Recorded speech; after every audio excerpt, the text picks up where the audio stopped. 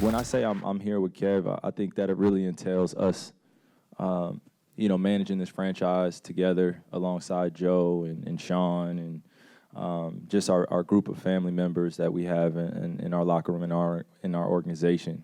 So it's not just about me and Kev. I don't want to make it just about that. We're cornerstones here, but we have a few other guys that are on contract, and I think we just got to make some moves this offseason, really talk about it, and really be intentional about what we're building and have some fun with it, make it enjoyable, and hopefully we get to start from day one just as a squad and as a family, and we just really worry about us. It's a brand new day, and I chuckle a little bit every time I see that. That was April 25th. From the potential sign and trade of Kyrie to his decision to opt in, and we don't even have to mention all of the baggage that he's brought to the team the last couple of seasons. Then yesterday, just days after Kyrie's opt-in, his bestie and partner, KD, officially requesting a trade away from Brooklyn. It has certainly been a journey, and we've been on just a ride. We have Perk here with us now. Big Perk, I'm going to start with you. Do you blame KD for wanting out of Brooklyn? Do you, Christine? Absolutely not, I don't. And you know what? Here's the thing. KD should have left a long time ago. Matter of fact, when James Harden was traded at the trade deadline, this past trade deadline, KD should have bounced in. You know why? And I said this yesterday.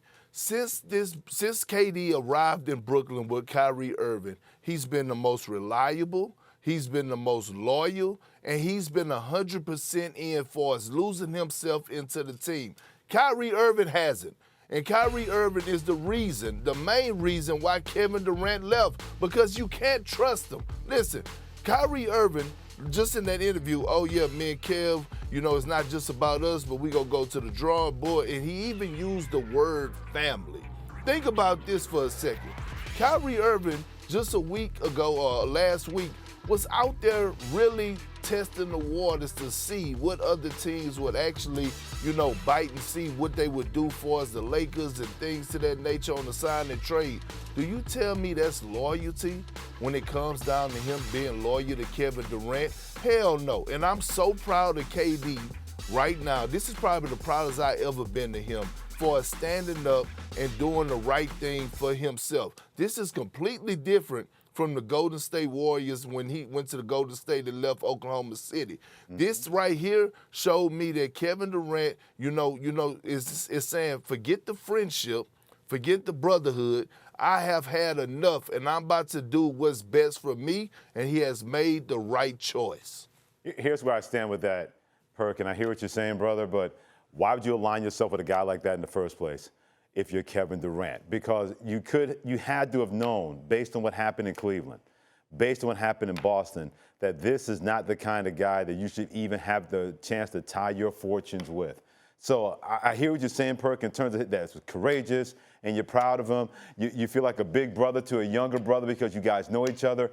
I get it. But we're all grown folks here.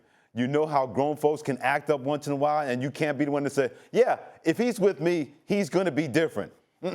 Kyrie's different. And a guy like Kevin Durant who has that kind of intellect, Perk should have known that and not tie his fortunes or want to even have any kind of alignment with a guy that's as great ball player as Kyrie Irving, but he's not a great teammate, has never been a great teammate, was not that in Cleveland, was not that in Boston, and Lord knows he was not that with the Brooklyn Nets. Well, what I don't understand, and Perk, I'm hoping you can shine some light on this, is that Kevin Durant came to this decision now after Kyrie Irving had opted into his $36.5 million player option. Like, if he didn't want to play with Kyrie Irving anymore because he saw the writing was on the wall, why not do it before all of this came to a head, before Kyrie Irving effectively betrayed him and called LeBron James, called the Lakers and said, hey, if this thing doesn't work out the way that I want it to with the Brooklyn Nets, can I come there? Like, this just kind of feels like we saw something happen between the organization and Kyrie Irving, and it almost feels like Kevin Durant is siding with Kyrie through all of this. Like, you've put me through so much.